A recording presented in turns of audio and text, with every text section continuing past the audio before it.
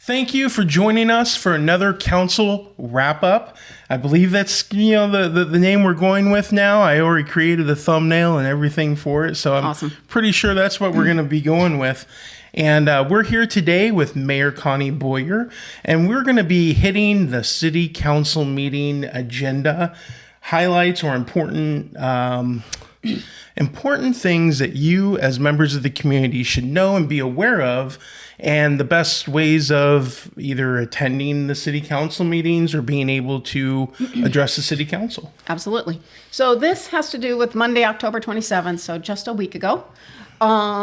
Let's just start out with the work session, which we had at 6:30, which we have a work session before each council meeting on the second and fourth Mondays. The work sessions are to get into the detail a little bit more, work out any things that need to be worked out before they go to council. It's a discussion time. There's no Yes. actual voting that takes place during that time. Yep. So, And this is taking place primarily replacing city committees, because now we have a set time and it's the same every month.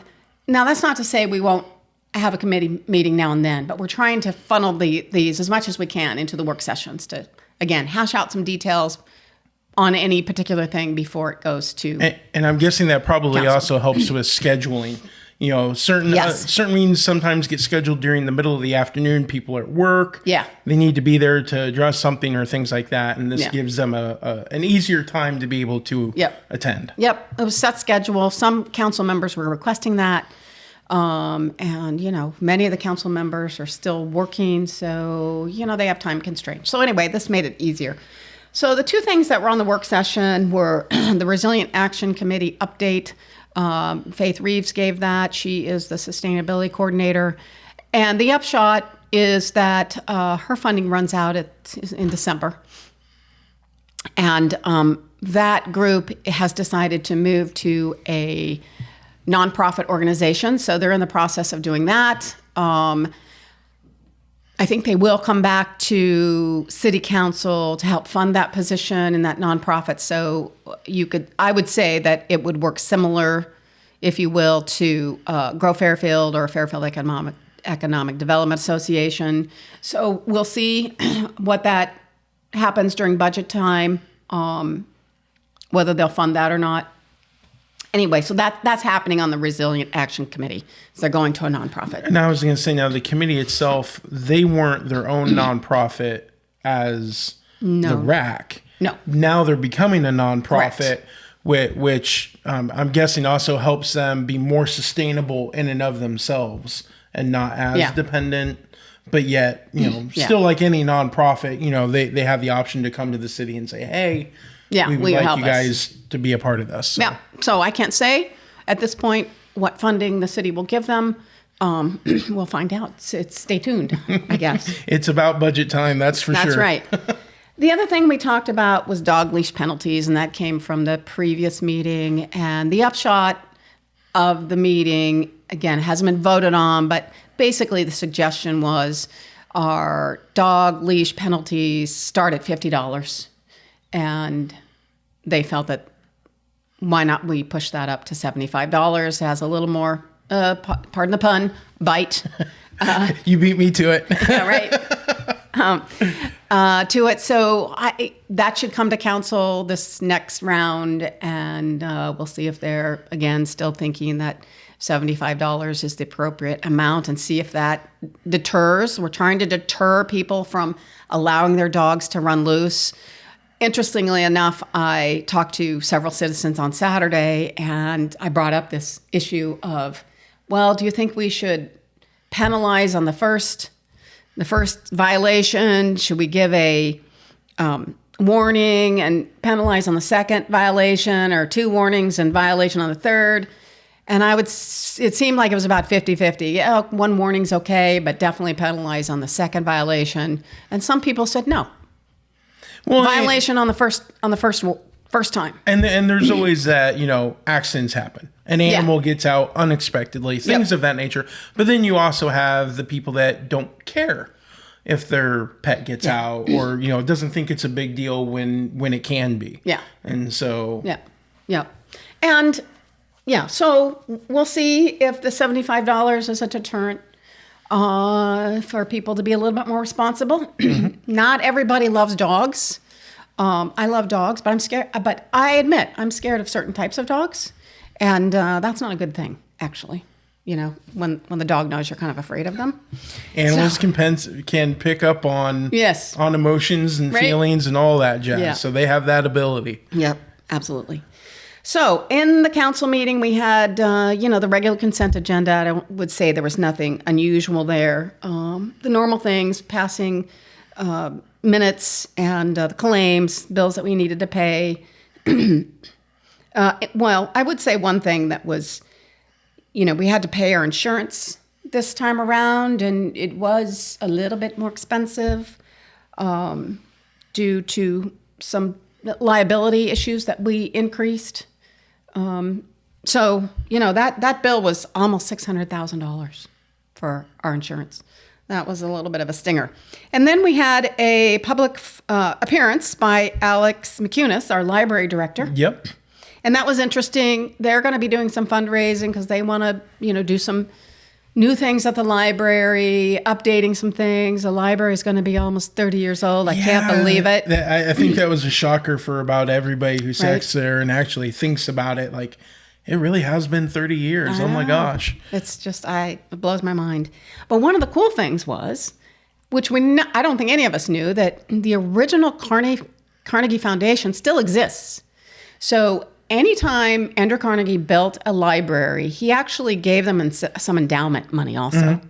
And our endowment money, I think, is gone, is my understanding. However, anybody who had an original Carnegie library and is still standing, even though we're not in the old Carnegie building, they got a gift of $10,000. So that is, I thought, pretty cool. That is pretty cool. So Alex announced that. It's pretty neat. We're looking at ways to replace the downtown restrooms. Again, Deb Williamson is just really championing that cause, and going to be going to the RAGBRAI committee. The RAGBRAI committee had about $6,100, I think, left over, and that was to go towards the public bathrooms.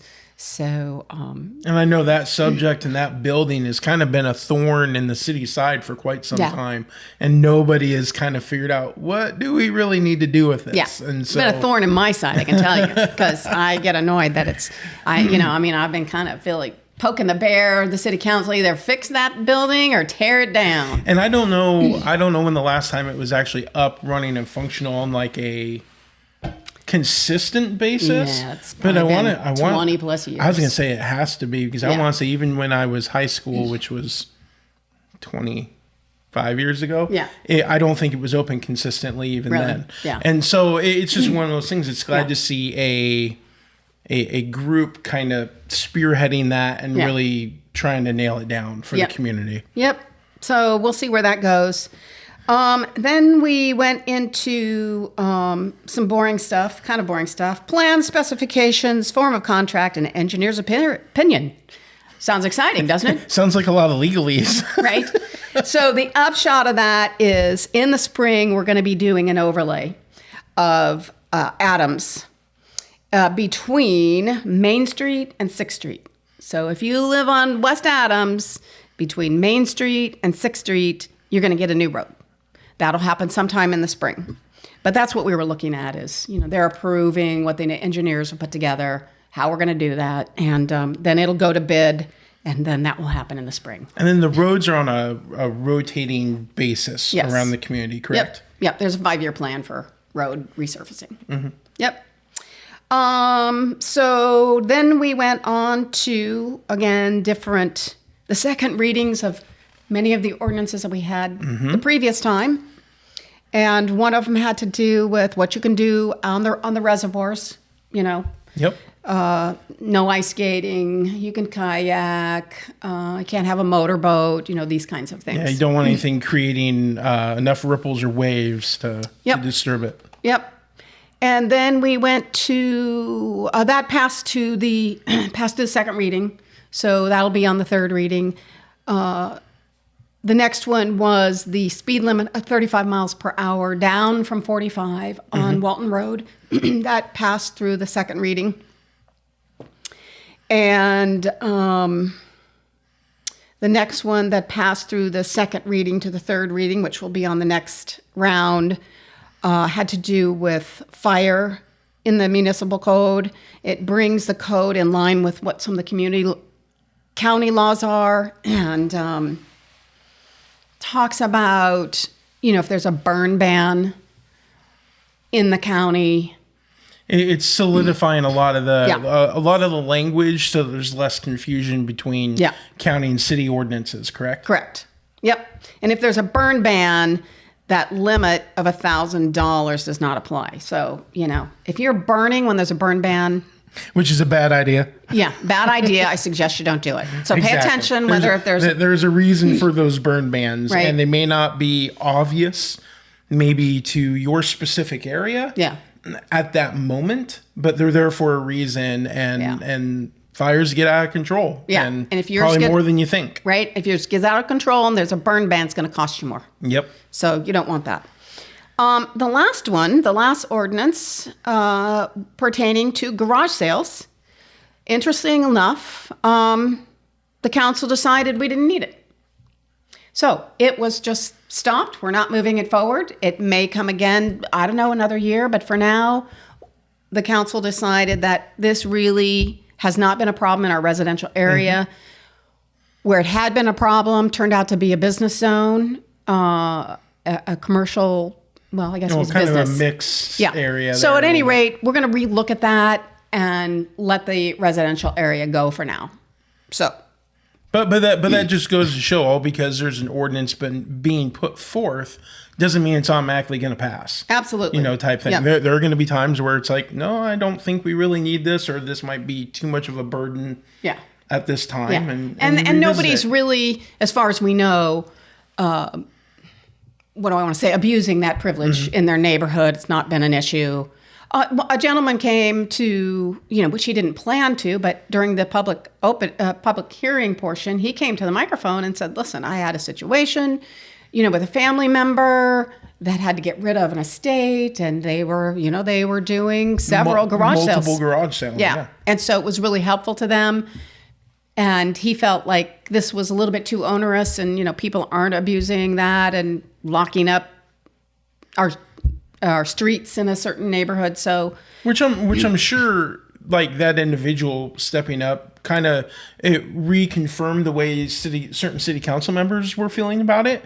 And so that just goes to show you your voice is important. And with each of these ordinances, you have public hearings where the public is invited to speak about that subject. So once again, there's your opportunity to be involved in the decisions that happen in our community. Absolutely. And if you don't feel comfortable coming to City Hall and talking in front of, the whole town, that's fine. Call your council person or one of the at-large people and really give them your opinion, and they should bring that forth. Yeah, that's the way it's supposed to work. There's so many multiple ways of being able to communicate to your local government, whether it's in person, via your representative, for your I can't think of it. I want to say district, but I don't know if that's the right word. Ward. Yeah. Ward is the one I'm looking for, and have them represent you. That's part of the reason why they're up there. Yep. And so there's multiple ways. Yep. Then we go on to all the reports. So under the mayor's report, we set December 15th as our December meeting. We usually just meet once in December. Holidays. Because of the holidays. It gets really busy.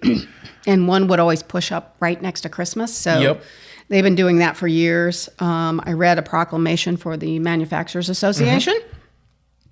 We appreciate all that our manufacturers do for employing people and for all the things that they do contributing to our community, contribute to a lot of extracurricular activities, if you will. There's a lot of businesses that actually have their employees as part of being their volunteer. Yep. And that's a big part of their business and their way of giving back to the community. So, I think it's great. Yep. And a shout out to Whitney Monument for having their 150th anniversary. That's amazing. That is amazing. I mean, I think Kent and I grew up together in the same neighborhood. You know, so we were all playing together when we were kids in grade school. And I think, how did a whole lifetime pass by? And now he's basically retired, and it's passed on to his next generation. Amazing. That is amazing.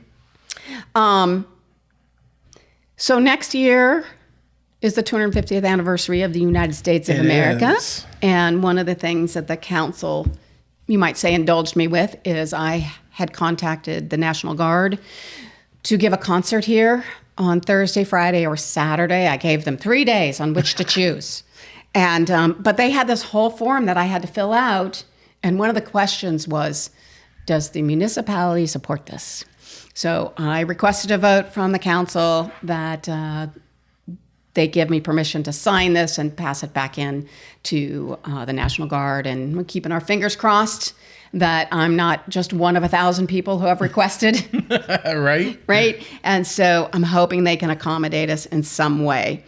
We found out that we got the innovation grant, which it's called Empower Rural Iowa Innovation Housing 2.0. Basically what that means, and that was a $50,000 grant. Oh, wow. And we have a $50,000 match from the Chuck and Jan SB Challenge Fund, which is great. What that will go towards, we're going to be working with Iowa State University. This is through the Iowa Department of Economic Authority. And we will be creating what's called the playbook. And what's that's designed to do is for us to dig in a little deeper on the next step of our housing journey and be able to really get some policies, procedures in place, so a better roadmap, and also hopefully that roadmap can be a template, if you will, that may work in other communities of just understanding, you know, what are the basics that you need? I mean, it'll be different for every community because they have different dynamics, but it's to help create a roadmap. But it's getting that game plan in place to move forward and move forward efficiently. Yep, definitely. Main Street has a survey on their Facebook homepage. So go out. It's a community survey. Please go out there and fill it out. I can't remember when that survey closes. I don't know either. So it's a survey about the downtown, by the way. Yep. Yeah. Specifically for the main streets, so that they have an idea of what the community's wants and needs are. Yep. Last thing, a shout out to Pete and Kathy Talanair. They got the Outstanding Tree Farmer of the Year. So that's pretty cool. Have them be recognized throughout the state for that. Then we went into the city attorney report. He did mention that the Walton Lake litigation had been dismissed. We did receive the permit on Friday to go the next step of construction of the culvert. So that's out there. And again, we want to get that done as soon as possible so things can fill back in. Now, I just want to say some silver linings that are coming out of the whole Walton Lake. And that is, we've had the attention of DNR. And they, 2 weeks ago, spent 3 hours down here out at the lake with our city administrator. One of the things that we're hoping to do while things are drawn down is be able to fix all the shoreline so that those stop cutting into and washing away that shoreline. If we continue to allow that to happen. That erosion. Yes, that erosion. Filling in the lake. Yep. Because we don't want that to cut into the golf course. We don't want that to cut into the people who live out there. They enjoy their yards, right? We respect that. And that's part of that silting in issue. Yeah. And my understanding of the is lake becoming shallower because of it. Yeah, and it's what it does, if this is the edge, this is my layman's term, the water is cutting back in like this and digging out and pulling, dirt out. Yeah, then makes that top layer unstable and right. Yeah, you go out there and you might end up in the water. So that's that I think is a silver lining. We also found out on the north side of the road, there's two wings that kind of hold up the road with the cement piling, if you will. I don't know if that's the right term. However, one of those is damaged and needs to be fixed.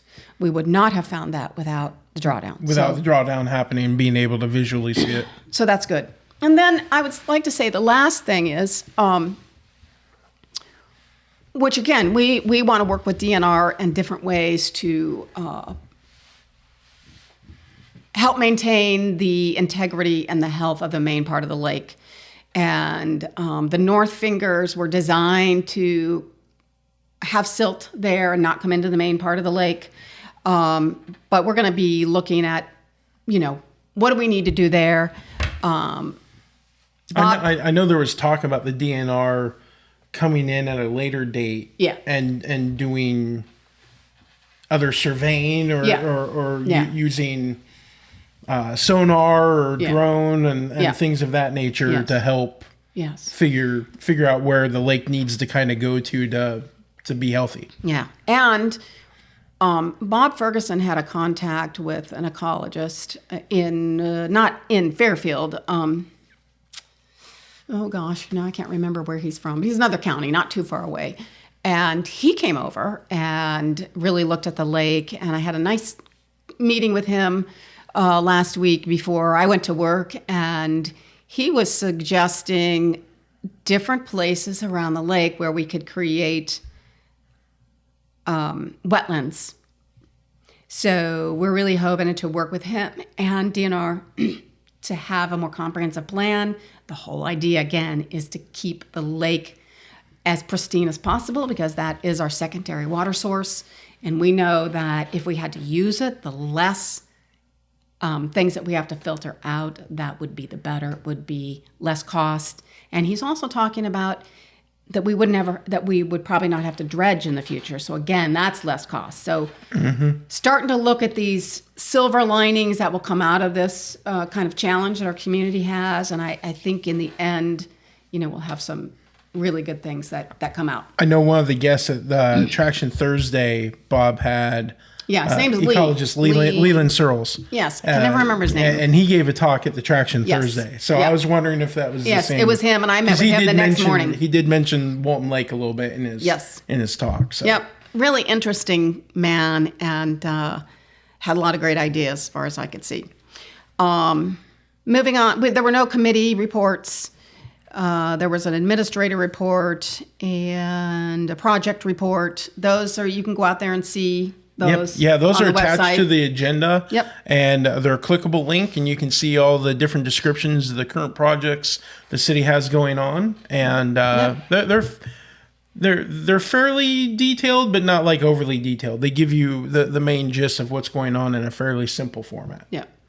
And then we went into closed session. But one of the things that I put a little star down here is that we may do a work session in November regarding the parking lot that is across catty corner from the Blue Rose. Mm-hmm. So it has been Alex Stanley's wish for a couple of years to gift, if you will, and resurface that parking lot. So there's a nice surface there as people come to the Blue Rose. He really wanted a nice surface.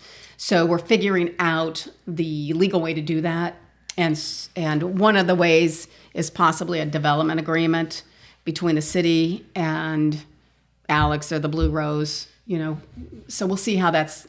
John's working on that. Our city attorney is working on that development agreement. And those development agreements are really important because there's that division between private and public. Yep. And you have to do it the legal way, right? And so this is one possible way we could do it. So we're going to be looking at that, and which, in the end is a wonderful thing for our community that, it's mostly a gravel, junky old parking lot. So to have it really nice would be wonderful. And then maybe we work on the one that's on Washington and Court because it's kind of junky too. Yep, and that's one where they used to do some of the. Like I remember during like Kids Day stuff, they used to have larger garage sales, correct? Yep. So the community garage sales, that's what it was down there. Yeah. So anyway, those are all the high points that I have. Awesome. I was gonna say, if you want to be involved in what's going on in local government, city council is your best avenue to find out what's going on. Again, they are a business meeting. They can be dry at times. They can't, you know, things of that nature. But again, hopefully, you know, through content like this, getting the word out, getting people involved, you know, a lot of times, you know, like, you know, we mentioned this last time, you know, people say, well, I didn't know that was happening. I didn't know, you know, the city is working on trying to facilitate getting information out there as times are changing. Yeah. Radio stations are closing, newspapers are getting less and less. Yeah. And so whether that's through social media, through an app, you know, directing people to the website, revamping the website, making it easier, more user-friendly, things of that nature. You know, the city is doing their due diligence and trying to address those issues. Yeah. As mayor, I've tried to add additional things, but again, they are mostly on the internet, right? Mm-hmm. More YouTube videos with Werner. We've tried to do some town hall meetings, but again, they've been in person, and we've had low attendance. However, we have taped them and put them out again on YouTube. Yep. So this is just another way, so that, you know, maybe you watch Werner's, but you don't come across this. So we're just trying to figure out how everything we do. It's a nearly impossible task. Right. It's a task that will continue into the future. Yep. So there's not one solution. Right. And so I'm hoping that, you know, even in the new year, we could dedicate one work session every quarter, just open it up, not have something on that agenda, so people can come and talk. Maybe also have a regular session either at City Hall, maybe on a Saturday morning, or at the library, rotate council members, not only me, but, you know, maybe city administrator, you know. But, you know, we'll have to get buy-in from the council to do that after the first of the year. Yeah. I think that would be a nice thing. I did have a conversation with several people on Saturday morning, and it was really, you know, people really appreciated it. But what was interesting is most of the things, and we had lots of ideas, but most of those ideas are not, they're quality of life items. They didn't have to do with bringing you sewer or water, the library. It was more quality of life ideas for our children, how to keep them engaged and out of trouble, you know. Mm-hmm. There was a victim's advocate person who had done that in the past, wondered what, you know, how come Jefferson County doesn't have something like that. So he's going to dig into that a little bit and see what it takes to have that happen here, and if it's needed. So that was more in the sexual abuse or rape situation, you know, that he was talking about specifically. So, you know, thank goodness I don't think that's too much of a problem here in Jefferson County, although it's not unheard of either. So the advocate really just helps the victim. Yep. Right. So anyway, he's going to look into that. I charged him with that and said, go find out what you can find and see if that's something that we can get down here and find a few people that are interested in that topic.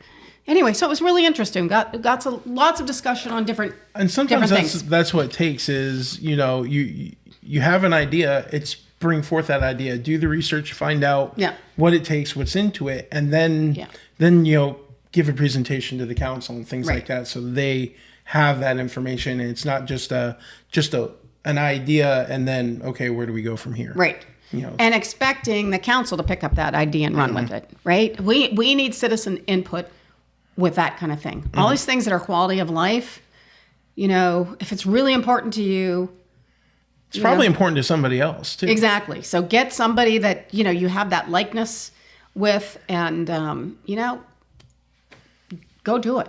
We need people to be champions of different things. So.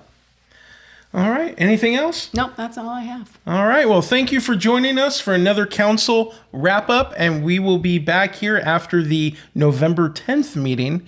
So be sure you check that out. City council meetings, second and fourth Mondays of every month, except for the one in December, which is December 15th. That's right. And we'll see you next time. Thank you very much.